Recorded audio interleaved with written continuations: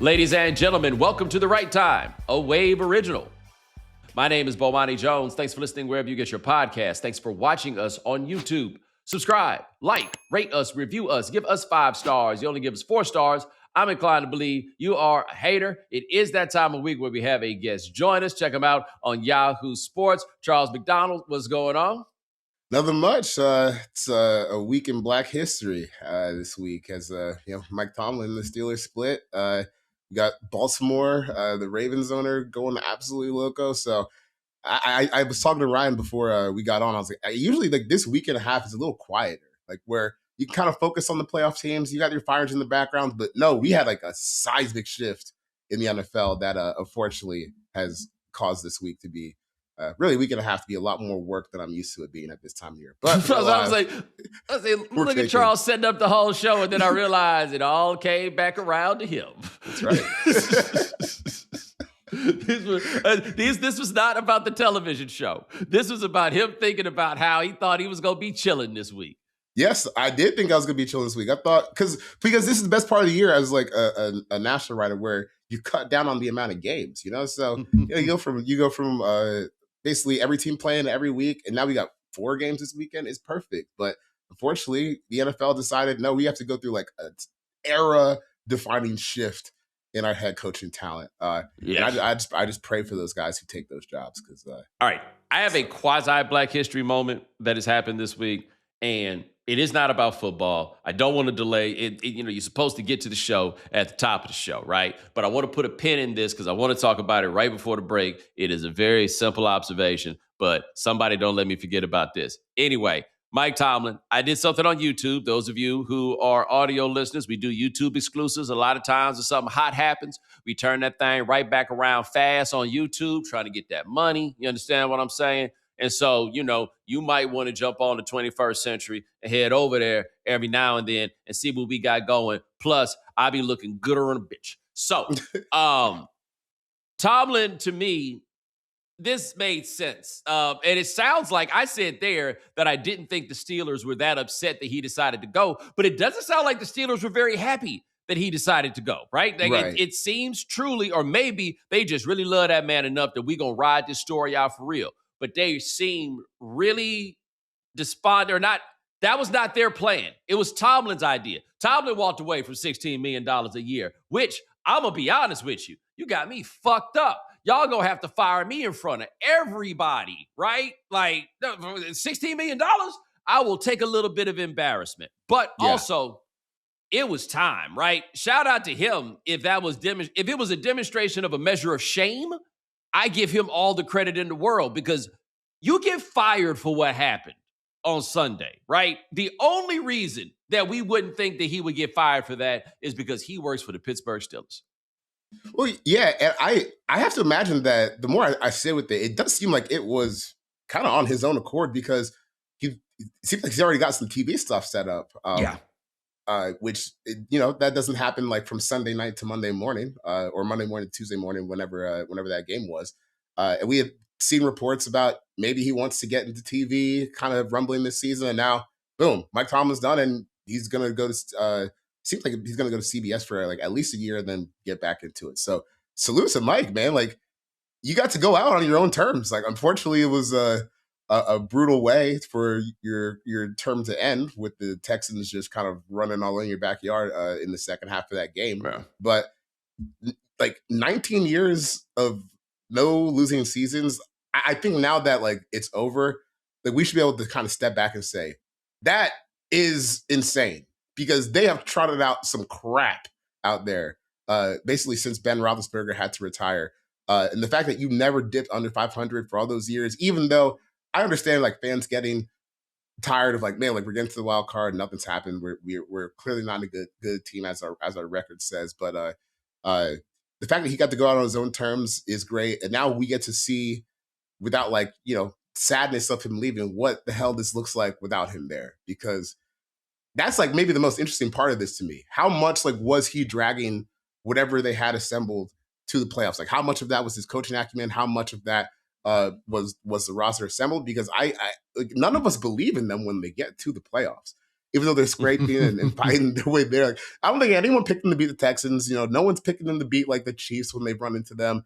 Earlier towards the end of Ben Roethlisberger's career, and now we get to see someone else get to try to do this. I wonder if it was a situation where they kind of wanted to rebuild, and I can understand not wanting to do that because once you decide to take that plunge to the bottom, there's no guarantee you're going to be back. So the fact that he got to keep that record, have a respectable season, win the division, I think that's cool. Like, salute to him for pulling that off, and now it's time. It was definitely time for both parties to move on, but like this and Baltimore, it's like the closest thing you can probably get to like Tuscaloosa in the NFL, just given like the stakes of what's going on. Probably more so than Baltimore because they have a quarterback, but those Steelers fans, like, they're not going to tolerate, like, if you start going 3-14, 5-12, that's not going to be cool for that long.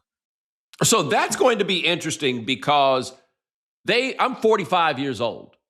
They've never been terrible in my life, right? Like, just flat out terrible, right? Bill Belichick put up a terrible season on the way out the door in New England, right?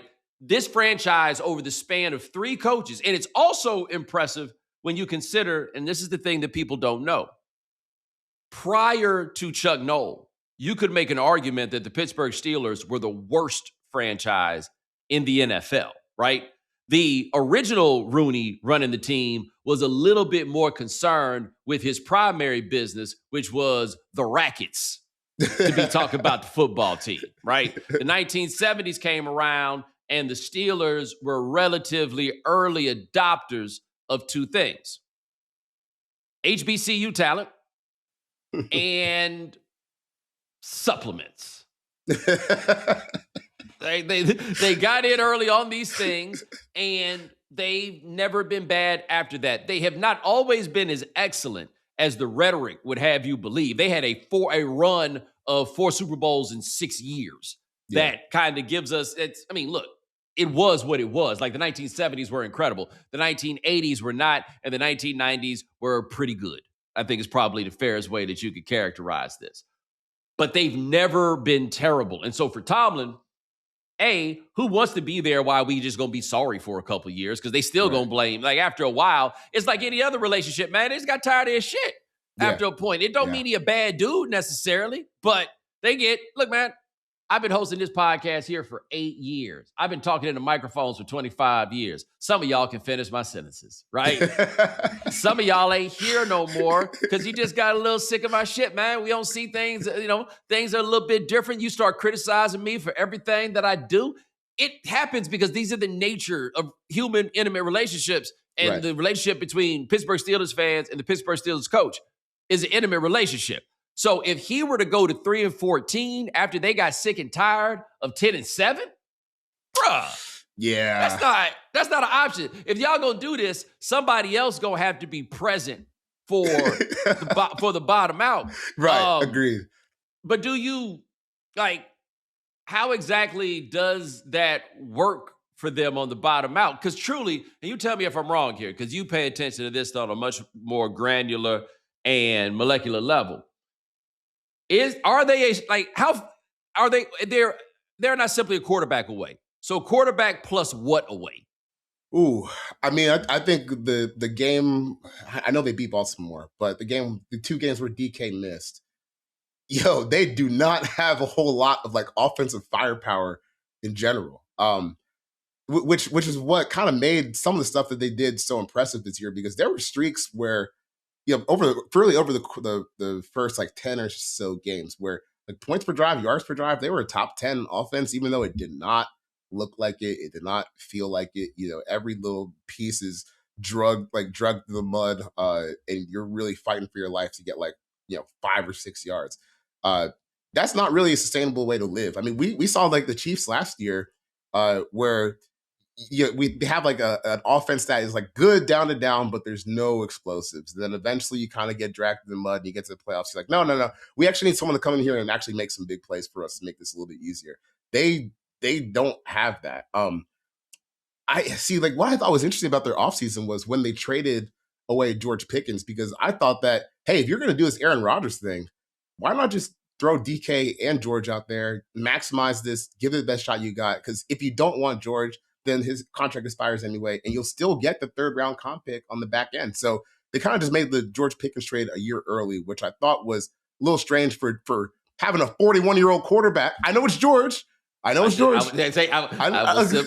simply say that they knew him better than anybody else. They did. And they were like, ya basta. Right. I've had enough. And look, if Mike Tomlin is saying I've had enough of this, then I got to take him for his word, because that guy put up with some bullshit. And people, this is big three. It's like AB, Le'Veon, Big Ben. But there's guys past that on that team who were some cantankerous personalities. And those are just the famous ones. Right. Those are just the famous ones. Exactly. Right. So if Mike Tomlin said, I'm good on this George Pickens stuff, I got to take him at his word for that, because he has buckled down through some real lunatics. But man, it just never felt like they had a real chance. And it kind of like, I think this year was the best iteration of the post Big Ben slop that they put together. Because when I was covering the Jets in 2019, the Steelers came to New York and they played Duck Hodges at quarterback for a full game. It was I think it was Mason Rudolph and Duck Hodges played quarterback in that game. Remember, like, they never went under 500 during the stretch. So, like, I say all this to say, good luck to the next person that steps in there. Because I think Steelers fans don't understand, like, how high the standard that Mike Tomlin actually set. Because I feel like if I put this, like, if I were to take this group of players and I stuck them, like, with, like, the Falcons supporting cast or coaching staff from last year, like, hey, I don't think we're going to win 10 games. You know, some of these other guys that got fired, like, I don't think we're going to win 10 games. But that's what the expectation is set. And I mean this, like, I don't mean this, like, disrespectfully, but, like, Steelers fans, like, they kind of have, like, a little cult thing going on where it's like, this is the Oracle and it's the best. And it's always been the best, even though, you know, they haven't always been the best. They were the best a long time ago. You kind of got to get that right. Like, I don't even know where they go from here, because it's been so long since they've had to do a coaching search, since they've even contemplated one. And now you still have Omar Khan there, who is in charge of putting together this roster that we don't think is very good. Right. Who's going to pick the next head coach, it seems. Well, my Pittsburgh question, and I've never had a great answer for this, because I had a decent answer for it early in the tenure, but I personally didn't know that much as it went, which is, exactly how much power does Mike Tomlin have in that building, right? Because the roster, very often, if not in most cases, the coach has the final say on the rosters. The other guy, like Kyle Shanahan, has the final say on that roster in San Francisco. It's John Lynch's job to go get the guys that he wants on the roster. But quite often, that's the case. Even examples of guys that you don't, I mean, Kyle Shanahan obviously is like a luminary at this point, but like Kevin O'Connell, for example, gets to say so on the roster. So whose fault is it exactly that they've had the guys out there that they've had? I've never had a great answer personally for how much of that to attribute to Tomlin or how much of that is above you, because I was thinking about what the coaching job is at Pittsburgh. And on one level, Dominique and I were having dinner last night. And it's like, yes, Dominique and I did have dinner, for those of you who listen. After, like, that is the best coaching job in the NFL, right? Like, that is, we have that conversation about college all the time because there's so many different factors that go into what a particular college job is. But I think history has demonstrated with us, this is the job where they'll give you a chance to work yourself out of a bind, right? Yeah. But it's also a job where through the years, it's been very top down in what they have wanted. Chuck Noll won 4 Super Bowls, and upstairs is still telling him to fire Tony Dungy as his defensive coordinator, right? Like, they give you, you're still going to get that. Mike Tomlin came in as a defensive coordinator from the Tampa Bay School of Defense and ran a 3-4 for 2 decades in Pittsburgh, even though it evolved later into something more of Tomlin's vision. But they got ideas about how they should play football as a franchise, but they're going to give you time to figure this out. Like, if you're young, you take this job if they give the opportunity. I am just very curious to know who's going to be the guy that they decide to take, because with Tomlin, they got the word on the street that he had a great interview with the Miami Dolphins, who unfortunately believed Mike Tomlin was a little too hip-hop. Mike Tomlin, too hip hop. Well, hold on. Think about it this way. I talked about this on the YouTube video. The Dolphins were like too hip hop, but the Pittsburgh fucking Steelers were like, oh, sounds okay to me. Right? Like we're not talking about like he didn't go to the Dolphins and he went and coached Grambling. Right? No, that's not what we're saying. He went to Pittsburgh.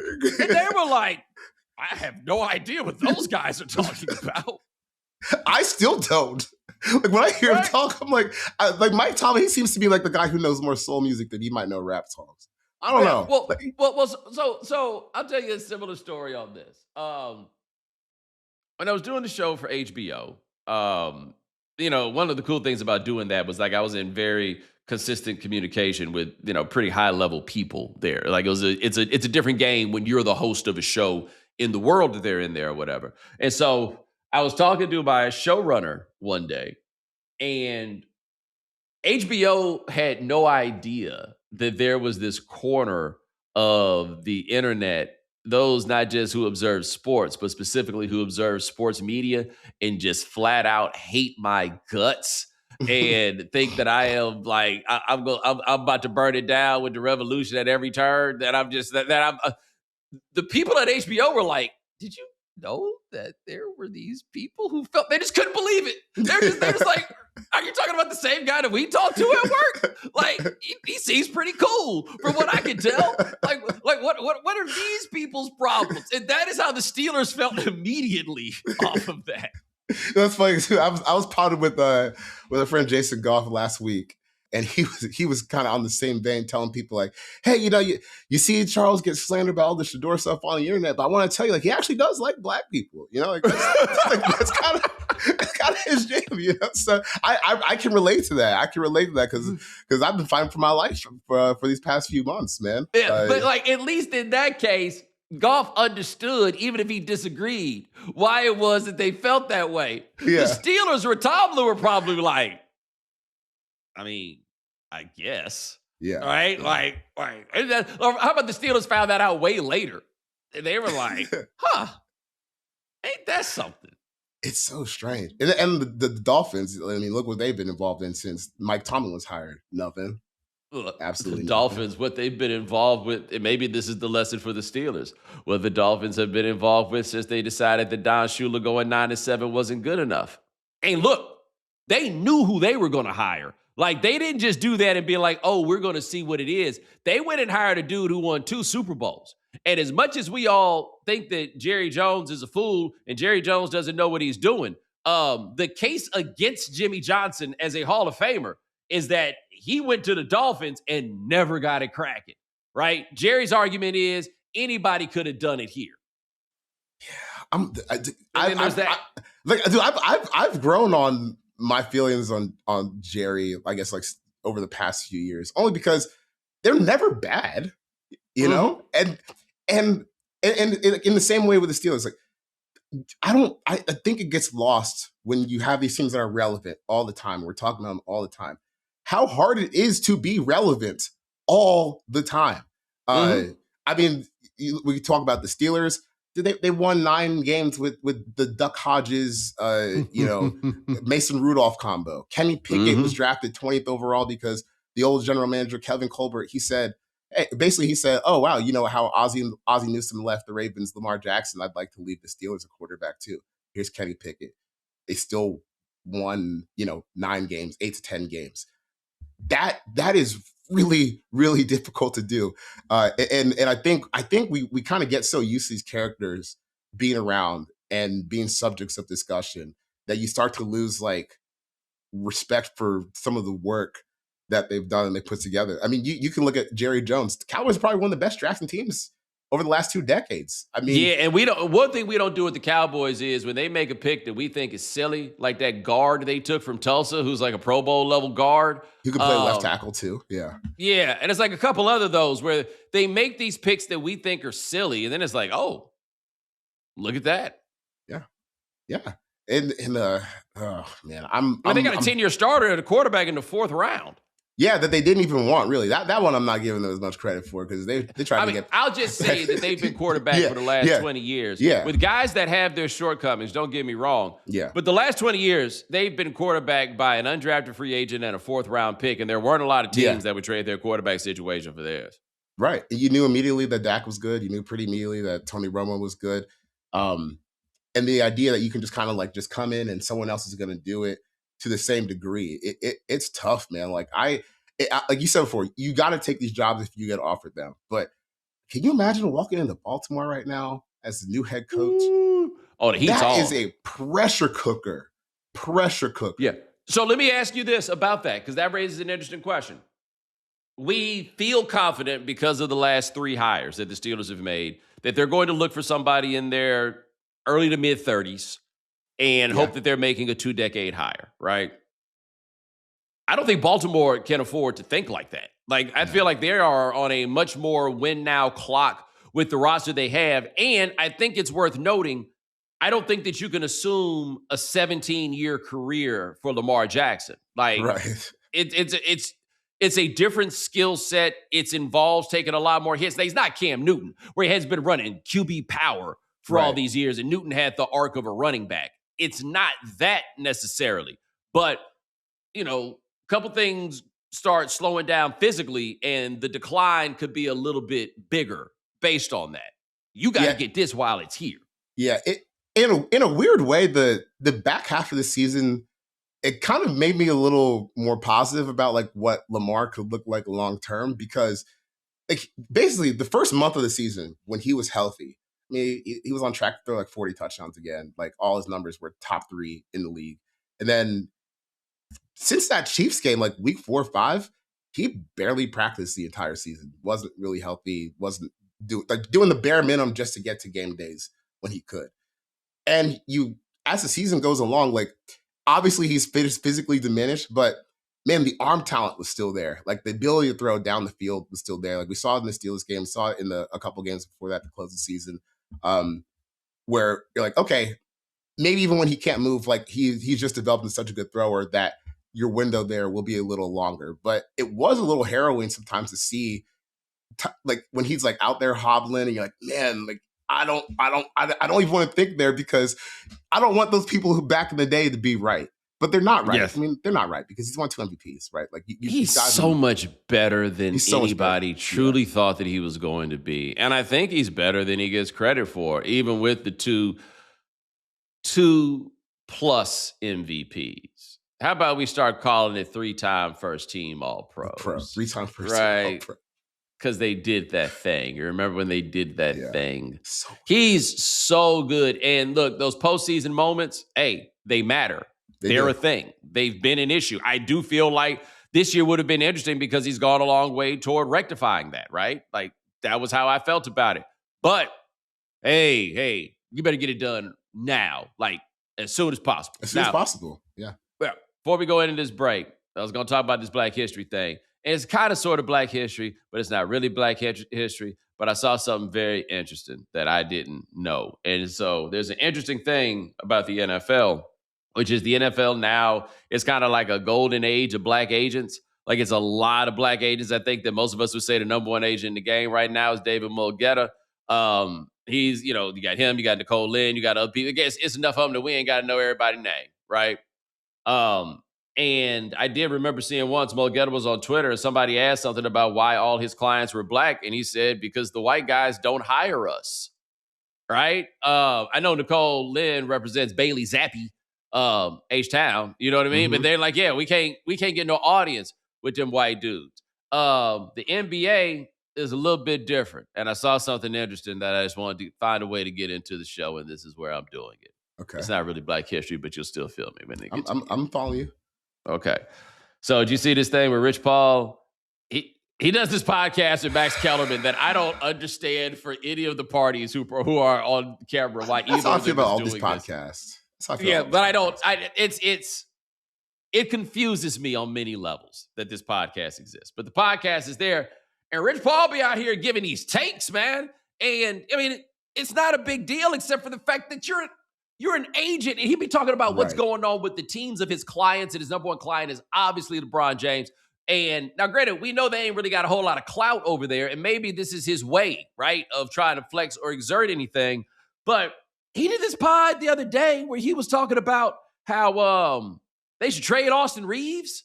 Like, and it was in the name of how you build around Luka Doncic. But I think he wanted to send him to Memphis. Like, I mean, he'd be the highest player on Memphis or some shit. I was like, oh, shut up. But like, he's trying to move to Memphis. Okay. Right? For what, though? Why? I don't know. Like, the details don't matter because you're not going to get me to listen to Rich Paul talking to Max Kellerman about the NBA. I just 24 hours in a day. I don't have it, right? Agreed. But I saw something very interesting that Austin Reaves' agent was at Staples Center before Tuesday night's game, and he pulled up on Rich Paul to have a conversation. And apparently it was a 5-minute conversation. And the difference between the NFL and the NBA is that Austin Reaves' agent is a brother named Reggie.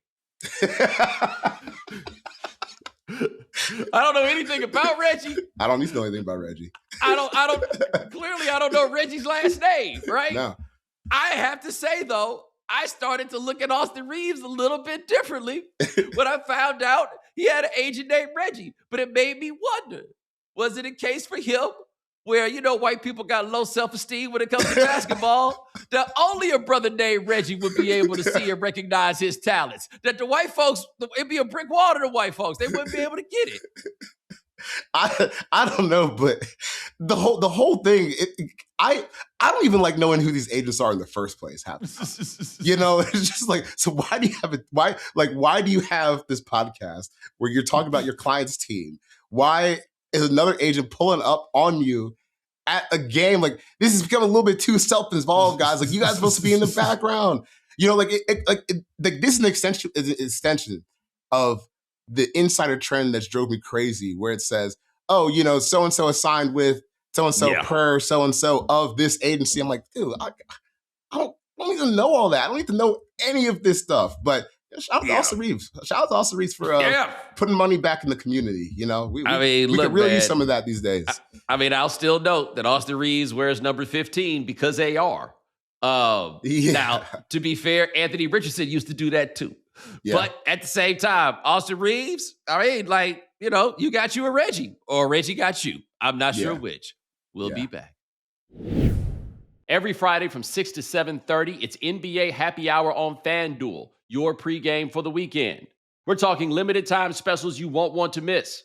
Boosts, bonuses, surprises, all dropping in the app during Happy Hour. So before tip-off, check the FanDuel app to see the week's special. Then make your move before the shot clock expires at 7:30 Eastern. It's the perfect way to start your weekend. A little basketball, a little action, and a whole lot of Friday energy. That's NBA Happy Hour every Friday from 6 to 7:30 p.m. Eastern. Only on FanDuel, official sportsbook partner of the NBA. 21 plus and present in select states for Kansas in affiliation with Kansas Star Casino, or 18 plus and present in D.C., Kansas, Wyoming. Opt-in requirement. Awards are non-withdrawable. Restrictions apply, including bonus and token expiration, leg requirements, and max wager amount. See terms at sportsduel.fanduel.com.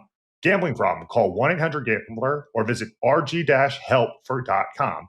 Call 1-888-789-7777 or visit ccpg.org/chat in Connecticut or visit mdgamblinghelp.org in Maryland. Hope is here. Visit gamblinghelplinema.org or call 800-327-5050 for 24/7 support in Massachusetts, or call 1-877-8-HOPE-NY or text HOPE-NY in New York. We all have goals for 2026, but who can help us achieve them? It's hard to find people who are so good at what they do. It's like if you're hiring, how can you find the best people for all the different roles on your team? Easy. ZipRecruiter. And right now, you can try it for free at ziprecruiter.com/Bomani. ZipRecruiter's matching technology works fast to find top talent, so you won't waste time or money. You can find out right away how many job seekers in your area are qualified for your role. In ZipRecruiter's advanced resume database, you can instantly unlock top candidates' contact info. Let ZipRecruiter help you find the best people for all of your roles. 4 out of 5 employers who post on ZipRecruiter get a quality candidate within the first day. Just go to this exclusive web address right now to try ZipRecruiter for free. ZipRecruiter.com/Bomani. Again, that's ZipRecruiter.com/Bomani. ZipRecruiter, the smartest way to hire. All right, we are back on the right time with Charles McDonald, and I have not called you Charles Robinson. Yes, that means right. I almost did it right there. I was this close. I was waiting for it today. Hey, man, I'm sorry. Hey, so, all right, I'm going to just talk about this right quick. You saw the mistake Stephen A. made on Tuesday? Oh, yes. Yeah, yes. I was watching live as it happened, and it was an unfortunate situation, man. He was talking about Christian Kirk, the wide receiver, and he accidentally called him Charlie Kirk. Yeah. And of course, you know, the internet, particularly those who believe that Stephen A. has betrayed them in some form or fashion, went to town on that. And I'm like, for the grace of God, there goes I. The difference between me and him is I just started laughing about it immediately. But I mean, I've been calling Justin Jefferson, Jordan Jefferson for years on this show. I don't feel like I don't have the right to judge a man under those circumstances. But damn, tough break, homie. Tough break. Yeah, that was one of those moments where I was like, man, when I was younger, I might have tweeted something that would get me in trouble right now. But yeah. Hey, man, he's going through one of those patches, man. I mean, maybe at some point he can get himself out of it. He's going through. Look, sometimes you the person that the whole school made jokes about, right? Like that. It happens so easily that you become the person that everybody doesn't like. You know. The wisest thing I think that Stephen A. did that week, at least it appeared to be, it sounds like he's a little too busy with politics to wade into that situation y'all had with that woman at the Jaguars press conference. That situation has blown my mind. All right. And so right fast, I want to explain this to people who don't know what's going on, okay?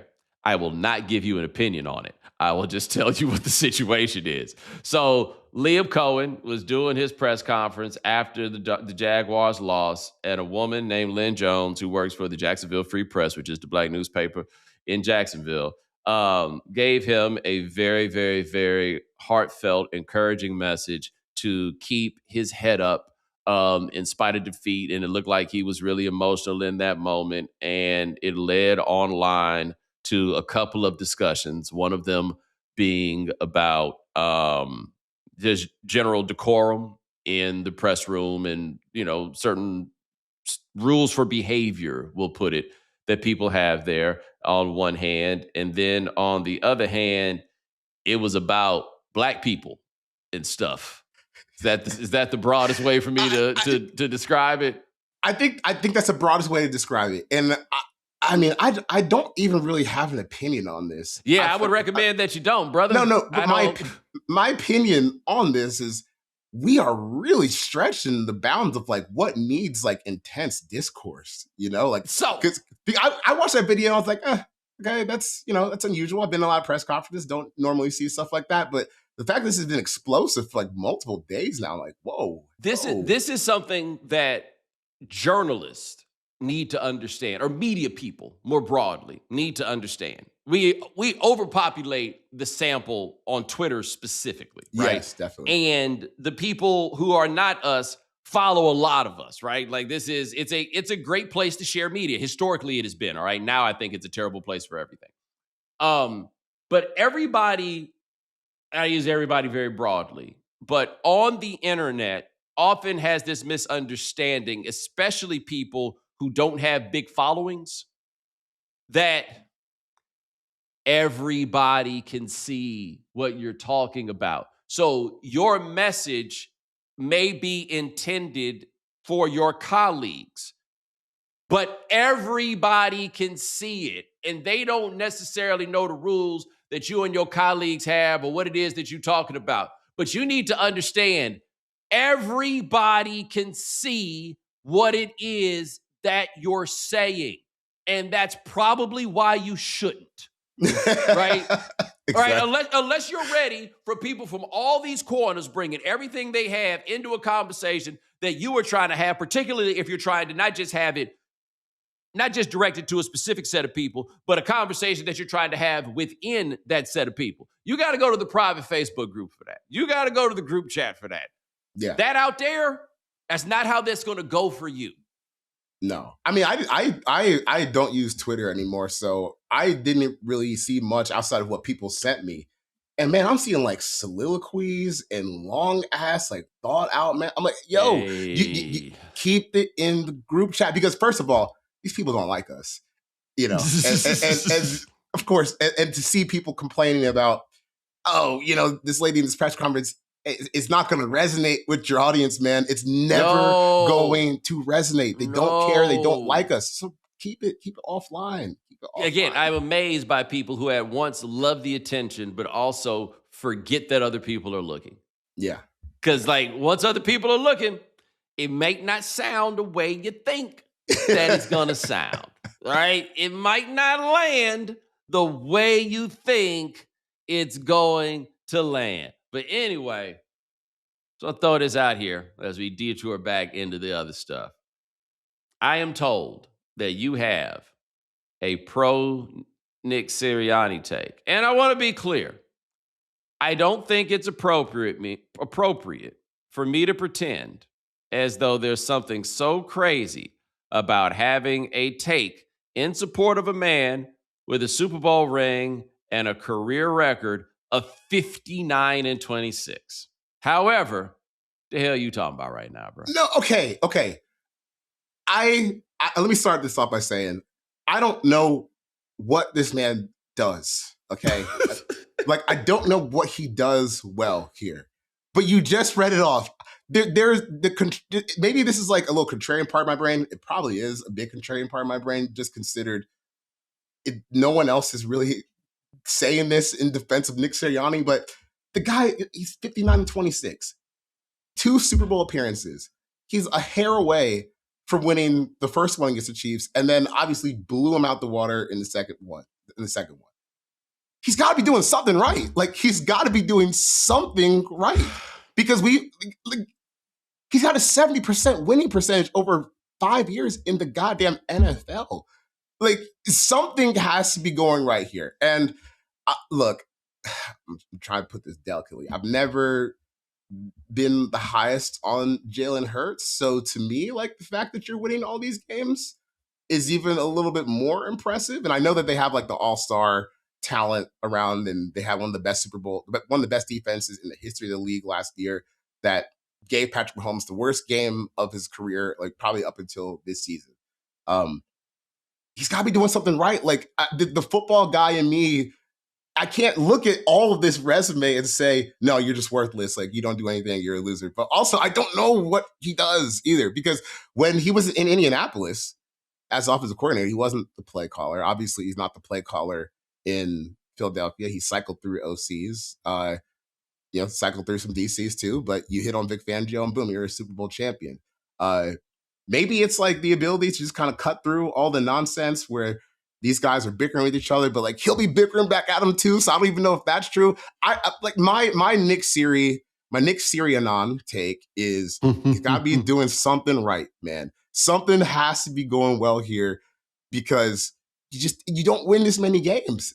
How can you be a loser and win 70% of your games in the NFL? That's the part that I can't fully get myself out there on. I say the same things about Barry Switzer. See, that's a little too old for me. I don't know that much about No, I'm just saying, Barry Switzer with the Cowboys. We said the same exact thing. Switzer won a Super Bowl, NFC Championship game, you know what I'm saying? Yeah. Had really good players. It's everything you say, and you said before we got on that it was a contrarian take, and I disagree. I think that it's a very logical take. It is what's the homie's name? Ocam, whatever his name is. Your man that be cutting the Occam's right? razor, yeah. Yeah, there you go. There we go. Hey, that's one of those you just always read it. You'll never really hear nobody say it out loud, right? It all falls in line with what you are saying. It does. However, he gives clown. I'm not saying it's hard to say he is a clown, but he gives clown. We're counting down the days till we fire this guy. He does. And guess what? Might win a Super Bowl before that happens. Dude, it might get back. This is still a really good team. The framework, at least. Obviously, you have some some serious issues to figure out on offense. But I mean, you look at defense. Well, I mean, you got issues to figure out on offense, a lot of which have to do specifically with the quarterback. Yeah, that's the part that we still haven't like quite gotten to, because man, I think one of the most fascinating things about Jalen Hurts to me, like as a player, is I'm not sure like people have caught on to the fact that I think Kellen Moore is a perfect example, but they've run through all these different offensive coordinators over the past few years. The offense ends up at the same spot basically every single time. Now you have years like where the efficiency of the offense, like the first year they made the Super Bowl and they pushed the Chiefs to the brink, like that offense was great. But ultimately, like it's the same core concepts. Like you're running a lot of four verts, a lot of inside zone, like a lot of RPOs, and no matter who the OC is, no matter who the play caller is, like it always kind of gets whittled down to that. And I think Kellen Moore is like the perfect example to look at this lens through, because like that guy, he was the OC for the Cowboys with Dak Prescott, he was the OC for the Chargers with Justin Herbert. Now he's a head coach for his own team with New Orleans Saints. You've got three different examples that show you that how he called that offense last year for Philadelphia is not how he likes to run things. He's a much more traditional, like pro style. Like if you go back and look at some of like the early Dak Prescott stuff when Scott Linehan was their offensive coordinator, like that's where Kellen Moore is kind of cutting his cloth. So to me, it's kind of like, it's like the Russell Wilson conundrum, right?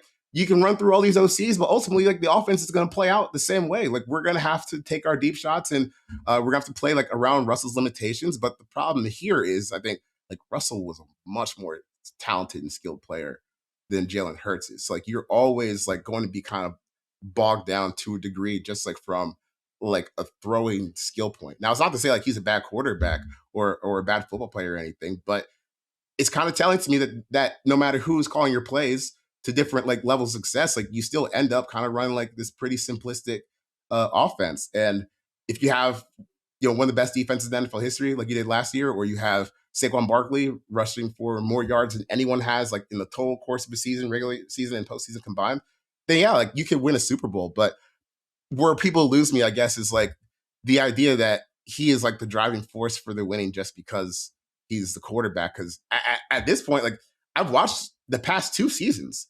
It's not just this season. It was last season too, when Kevin Petula was not the OC, and AJ Brown gave that sassy ass answer. What's wrong with the passing game? The passing. They had 8 games last year where it's like average to below average efficiency.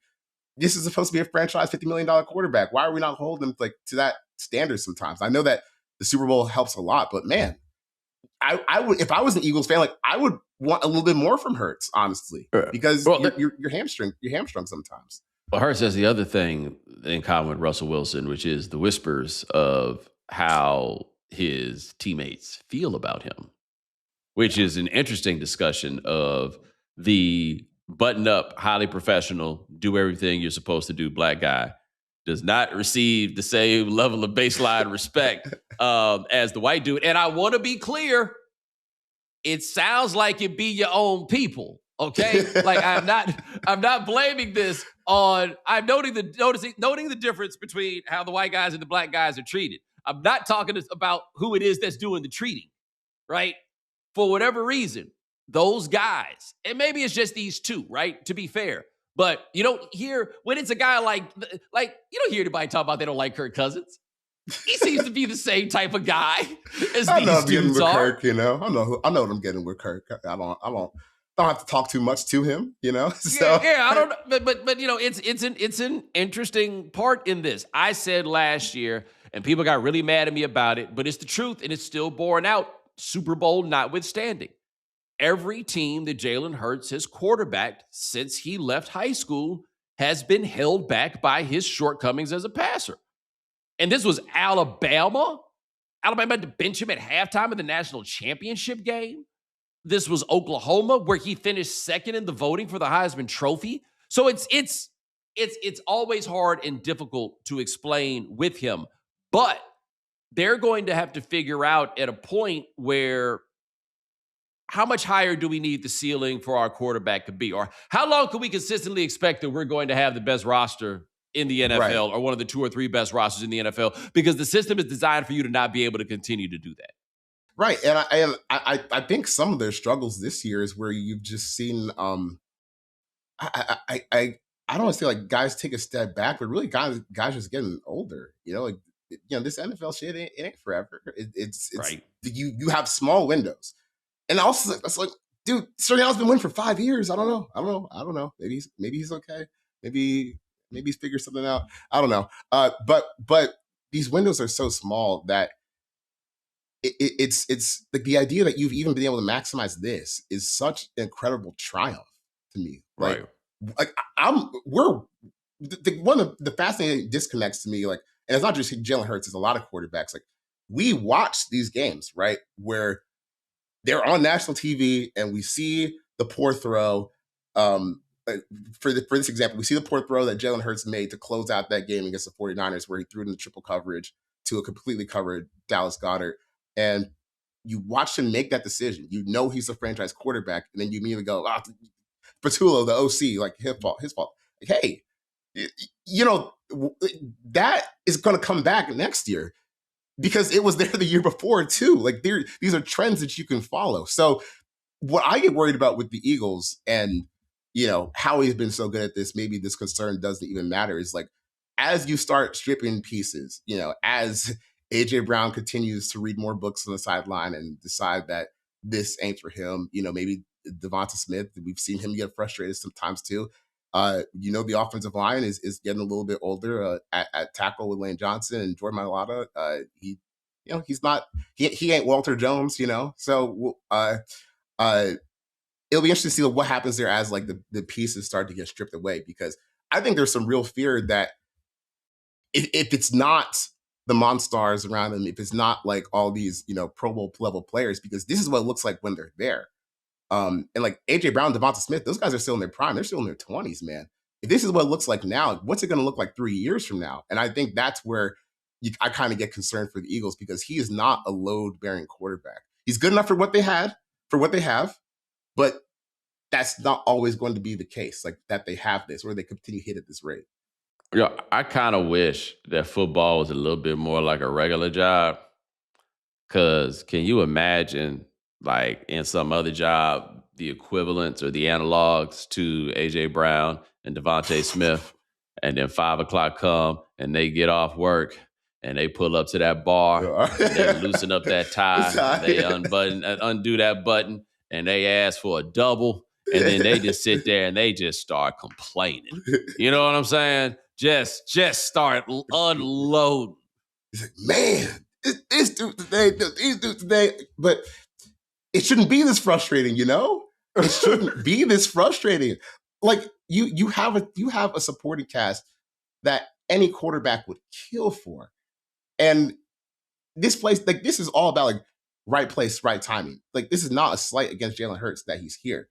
But I mean, how many quarterbacks could you put in that offense? Like, just 1-for-1 swap, and you feel like you can blow the roof off of anyone, basically. Because that to me is one of the most interesting thought experiments that obviously that you can never do in the NFL. Like, if we could just swap quarterbacks like 1-for-1, what would this stuff look like? And I feel like I know enough about the supporting cast and what I've seen over the past few years to know that they're not being maximized. I mean, Bo, 2 games this year, they had a full half with 0 completions. Yeah, zero. Like, and going back to last year, even, like, they have these halves where, like, they can't throw the ball at all. And I don't understand, like, why you can watch someone miss a throw and then you have to say, well, no, he's actually like one of the 7 to 8 best quarterbacks in the league. No, he's in a good spot. And yeah, it's been fun to watch, and that's about it to me. It's difficult to answer, but I'm going to ask you one more question before we get out of here. Who going to coach the Falcons, bro? Man, I think they want John Harbaugh. That's what it seems like. Okay, so who going to coach the Falcons? Okay. Oh man, my top choice is Kevin Stefanski. Because you just want the Shador people to never get off your neck. I mean, he's a 2-time coach of the year. They had the best screen game in the NFL last year. they were doing a lot of cool stuff. I don't think that guy's forgot how to coach because the two quarterbacks that they picked didn't pan out for them last season. So that's my number one. But who will they pick? Probably someone a little bit underwhelming. This Matt Ryan stuff, I gotta say, I am very thankful for his time as a Falcon. He's obviously, one of the greatest players in franchise history, but you're really just gonna let him run the whole thing? The whole thing? When does he coach any scouting, front office, management stuff? Really? He just gets to be in charge of all of it that fast? I don't know, because it seems to me like his only qualification is knowing the owner, which is and being Matt Ryan. Being Matt Ryan, right? He's probably the best player. Not the best player. To me, Julio Jones. That's number one. But as far as Mr. Falcon, you're probably looking at Matt Ryan for that. He's the most important player in the history of the franchise. By far. But man, that's a lot of decision making. But luckily, it's the Falcons, so I ain't gonna be too many people expecting that much from you. If you mess up, that's just kind of another day. But man, I don't know who's to be coaching, but I know I'm probably not gonna be happy with it.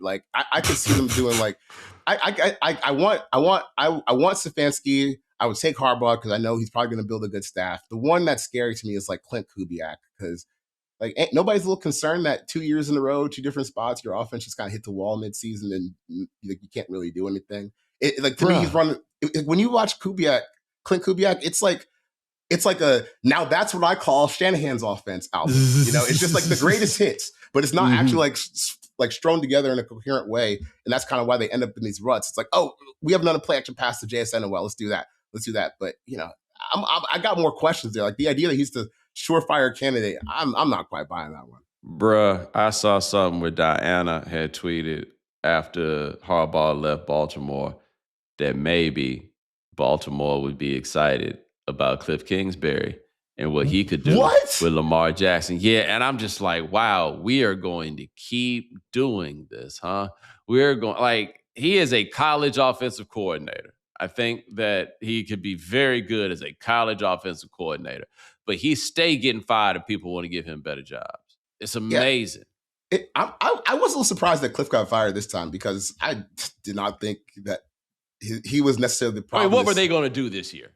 I mean, someone should have just manned up and fired the entire coaching staff, but that's a problem for probably next year that we're going to run into. But man, Cliff as your head coach, we already seen that. And that is one of those you should have just kept John Harbaugh at that point and just run it back. No. You can't come sell to the people. No, you can't. You can't do that. And look, if you want Cliff to run the offense, I might be inclined to listen to that. But I thought of Cliff just because you mentioned your offense hits the wall. Yes. Yeah. And that's what happens. And you know what can't happen with Lamar Jackson right now? Because he might explode. You running out of ideas on offense. Yeah. See, that's another piece of this.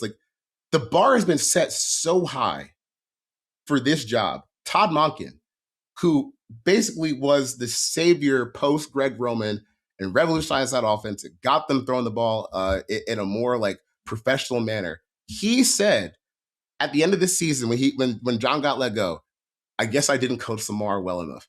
Bro, you got him an MVP. Yeah. You helped him do 41 touchdowns, 4 interceptions last year.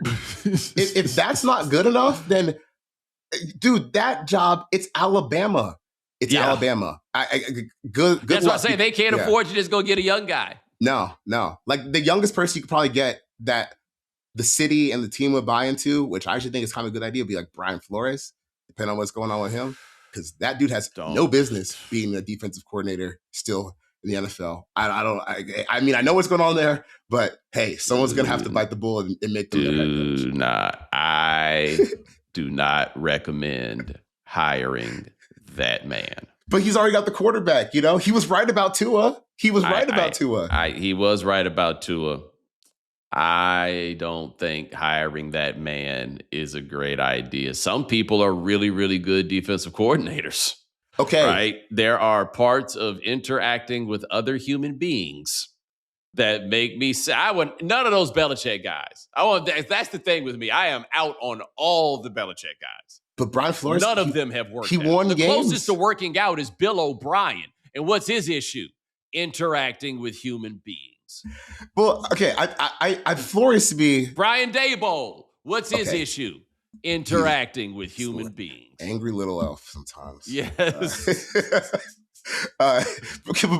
Brian Flores, like, the thing that's kind of fascinating to me is when he got the job, like, they were so bad that I'll never forget this. Dominique was going on TV saying that it was unethical, like the roster. That He and I were on this together. Yeah, he did a great job. They won 10 games year 2. Yeah, and 9 games year 3. And you know what they've done since then? Like, they've gotten worse since he left. Basically, they plateaued. I'm just telling you, or asking you, where's the person from that Miami time with a good thing to say? I don't know.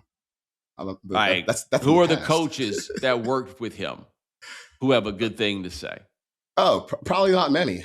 But this is all I'm saying is, if you decide to hire him, I don't blame. I understand why you might. I would not hire that man. Look, I would be interested to know what he's learned in the past 4 years since he left Miami, because he's been with Tomlin, who pulled him out the ashes and basically resurrected his career and let him call plays for the Steelers. And they had a really good defense that year. Goes to Minnesota with Kevin O'Connell, who I still think is one of the brightest offensive minds, and does the same thing there as a defensive coordinator. Where, like, dude, they won a game with 3 passing yards against the Lions. Sorry to bring it up, to close the season on Christmas. I would be interested just to know what he's learned, at least in an interview, because it's so hard to just find someone who you just and for like the Ravens, like this is their biggest problem to start the year, like someone who you just plowed them in and oh, my defense is fine. Because like who's the best player in the Vikings defense? I don't know, but they're good. They're really good. I think he's an excellent. He's so good that you might think about saying, if we already have Lamar, we need to fix our defense. Maybe we just throw him the keys. Maybe we hire him as our defensive coordinator and pay him lots of money. That is true. His contract is expired, so he's a free agent. Hey man, there's something to be said for the guy that you can make the head coach of the defense, which is not the same thing as the defensive coordinator. You know what I mean? Like those guys where you just like, okay, that's your side of the room. Not even talking to you about it. Yeah.